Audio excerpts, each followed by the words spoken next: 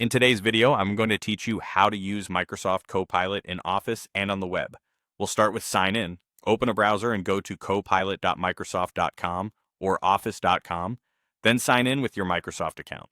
You can use a work or school account provided by your organization or a personal account. Make sure you're logged into the same account you use in your Office apps so your files and permissions line up. If you're on a managed device, keep your apps updated so the Copilot features appear as expected. Next, let's find Copilot inside Office. Open Word, Excel, PowerPoint, Outlook, or OneNote. Look for the Copilot icon in the ribbon or along the side panel. Click it to open the chat pane. You can usually dock this pane to keep it visible while you work. If you don't see the icon, try updating the app or checking that you're signed in with the right account. Now, make Copilot aware of what you're working on. In the chat pane, type a / to reference open files. You'll see suggestions for documents, emails, or other items you currently have open. Selecting one tells Copilot exactly which content to use for context. For example, you might ask it to summarize the Word document you're editing or compare two files you've opened to highlight key differences. This keeps your prompts precise and saves time hunting through text. When you're ready to prompt, you can use starter ideas or write your own.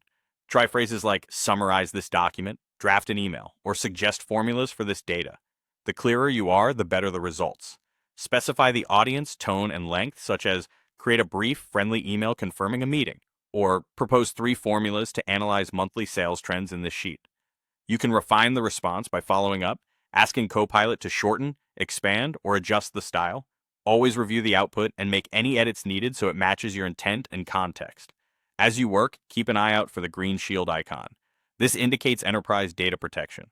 When you see it, your work data isn't used to train public models and is handled according to your organization's policies.